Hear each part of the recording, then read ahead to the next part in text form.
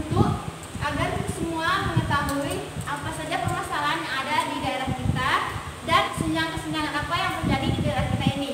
Nah, kita masuk pada materi yang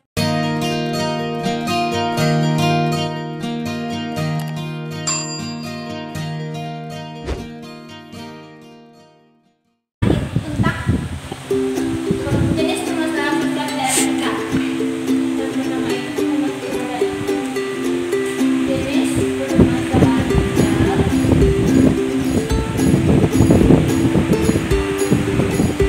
di daerah kita.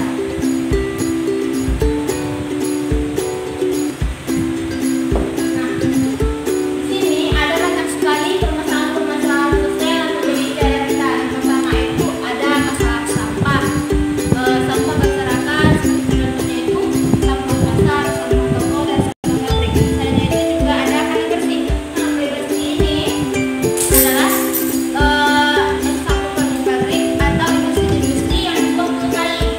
Nah, selain itu ada juga bangunan liar. Nah, di sini ada orang-orang yang membuat bangunan atau rumah di atas saluran air, trotoar, kolong jembatan, dan lainnya. Selanjutnya itu juga ada kemacetan lalu lintas. Nah, ini terjadi setiap pagi dan sore saat orang pergi sekolah maupun bekerja dan saat kembali pulang dan kembali dari kantor. Selanjutnya itu juga ada putus sekolah. Putus sekolah ini karena tidak ada biaya yang menyebabkan seseorang harus tidak bisa melanjutkan sekolahnya. Selanjutnya juga ada pengangguran. Nah, ini juga merupakan permasalahan sosial terberat yang ada di daerah kita maupun di daerah kita ini. Karena tidak adanya lapangan pekerjaan yang banyak yang bisa menampung pengangguran yang banyak di daerah kita ini. Selanjutnya juga ada kenakalan remaja. Kenakalan remaja ini juga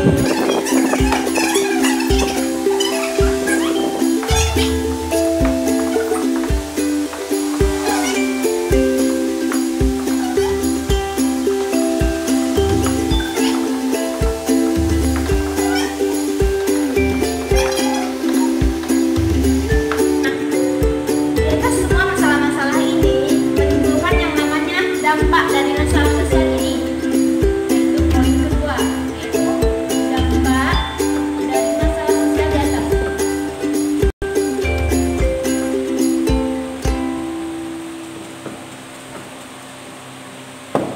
Seperti contohnya sampah. Banyaknya orang membuang sampah sembarangan atau toko-toko atau pabrik membuang sampah ke aliran sungai menyebabkan terjadinya banjir.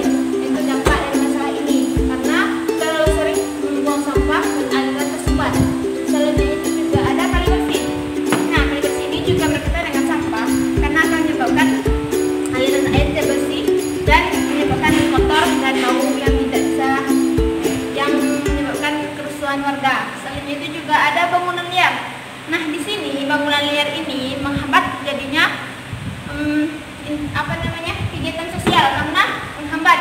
Seperti contohnya dia membuat bangunan di trotoar, menghambat pejalan karena menghambat batas jalan. Selanjutnya juga ada kemacetan lalu lintas. Nah, kemacetan ini membuat anak-anak sekolah maupun orang bekerja menjadi terlambat datang ke sekolah karena kemacetan terlalu banyak di negara kita ini. Selanjutnya itu juga ada putus sekolah. Nah, putus sekolah ini disebutkan karena tidak ada biaya dan dampaknya itu menyebabkan anak-anak itu menjadi anak-anak yang tidak terurus karena mereka tidak mendapatkan pendidikan yang baik. Dan juga ada pengangguran. Pengangguran ini karena tidak adanya lapangan pekerjaan menyebabkan angka kemiskinan menjadi tinggi dan menyebabkan seseorang kesusahan ekonomi. Ada juga kenakalan remaja. Nah, kenakalan remaja ini yang sangat berat karena di sini anak-anak itu bisa mendapatkan yang namanya penyakit seperti penyakit HIV atau AIDS. Ada juga seperti terjadinya hamil belum nikah dan lainnya. Itu disebabkan karena kenakalan remaja. Nah, inilah yang menjadi permasalahan sosial di daerah kita. Ada juga jenis dan dampaknya. Selanjutnya kita membahas tentang kesenjangan sosial. Nah, di sini ada kesenjangan sosial ekonomi. Ada yang pertama itu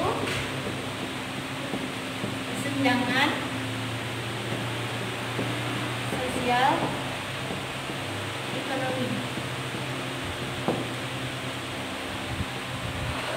Jadi di daerah yang pertama itu ada karena tingkat pendidikan. Terjadi karena tingkat pendidikan. Dilihat dari pendidikan orang tersebut. Nah, di sini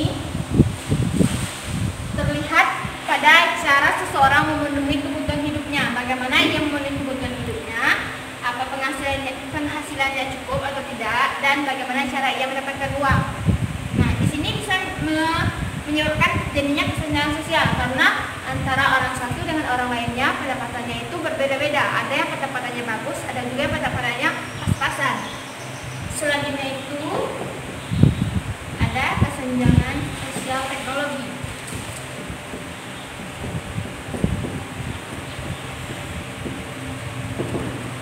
Ada di sini kesenjangan sosial teknologi itu besar kecilnya penghasilan berpengaruh kepada kesenjangan sosial teknologi karena orang-orang yang bisa menggunakan teknologi untuk mencari uang itu akan mendapat kemudahan dalam memenuhi kebutuhan hidupnya, sedangkan orang-orang yang tidak bisa berinteraksi dengan teknologi akan merasa kesulitan dan tidak bisa mencari kebutuhannya. Nah, di sini contohnya itu kita mencontohkan tentang dua orang. Pertama itu ada Pak Dinar dan Pak Niko. Nah, di sini Pak Dinar adalah orang yang berjualan bersama istrinya. Pak Dinar juga mendapatkan pelanggan yang banyak karena kecakapan dia dalam berjualan, kecakapan dia dalam berinteraksi, dan kecakapan dia dalam menggunakan teknologi.